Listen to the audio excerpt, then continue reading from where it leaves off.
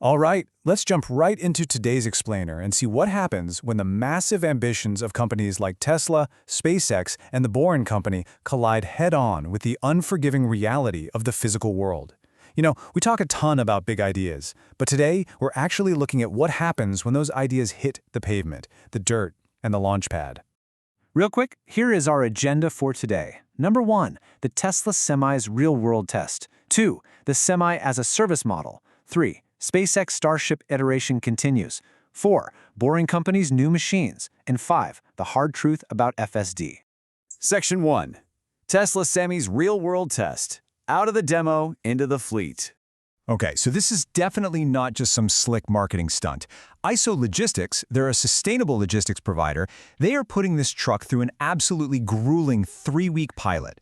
They're out there moving actual freight across the US for 3 active clients. And why does this matter to us? Because those clients, they do not care about promoting Tesla. They just want their stuff delivered on time. Any hiccup in energy efficiency, route reliability, or driver experience is going to be obvious immediately. It's the ultimate real-world stress test.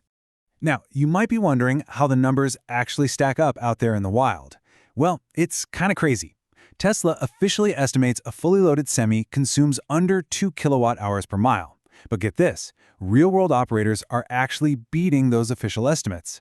DHL reported about 1.72 kilowatt-hours per mile, and ArcBest logged an incredible 1.55. That's a massive deal, pointing straight to lower fuel costs and reduced emissions compared to your standard diesel trucks. Section 2, Semi as a service model. Removing the friction.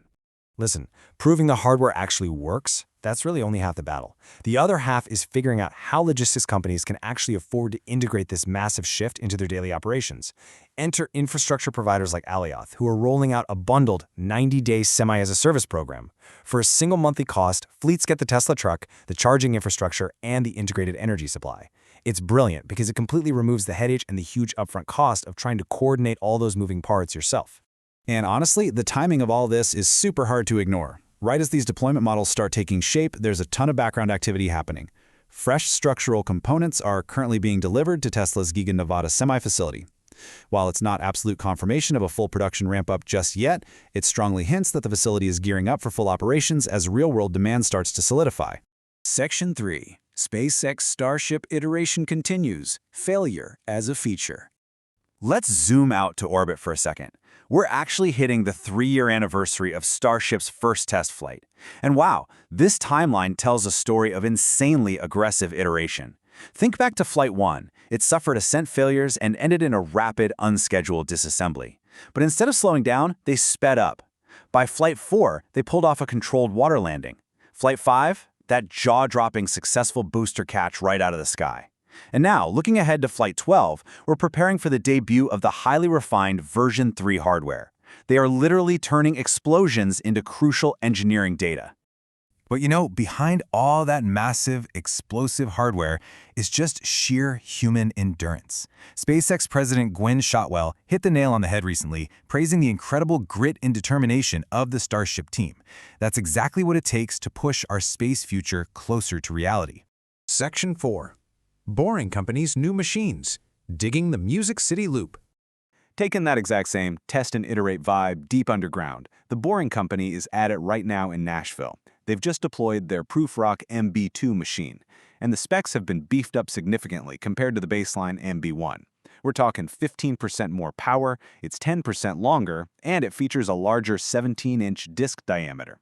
They're taking every single lesson learned in Las Vegas and pouring it into this advanced hardware. And the wild thing is, they are absolutely not waiting around to see how this one finishes before building the next one. Step 1 was deploying the MB2 in Nashville. Step 2 is collecting all that real-world data right now. And Step 3, they are already using that data to optimize and build the even larger MB3 machine slated for this summer. It's this continuous, rapid-fire cycle of building, testing, learning, and building again. All of this rapid iteration is really just prepping them for a massive global scale. Case in point, the Dubai Loop. Construction mobilization is already kicked off and precast concrete segment production has been activated. The machinery and processes they refine in the US are literally laying the groundwork for these massive international projects. Section 5. The hard truth about FSD. When hardware hits a limit. So, we've talked about hardware getting better. But what happens when rapid software iteration literally hits a physical brick wall? Well, Elon Musk recently confirmed a pretty uncomfortable truth. As Tesla pushes forward with their advanced AI models, older Hardware 3 systems have hit a ceiling.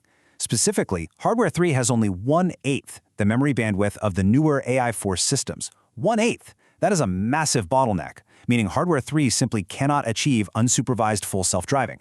The physical chips just can't handle the data. To navigate this physical roadblock, Tesla has laid out a 3-step transition path. First, they are dropping a distilled V14 Lite software in June for Hardware 3 vehicles. Second, they're offering discounted trade-ins for owners who just want to jump to the AI4 vehicles.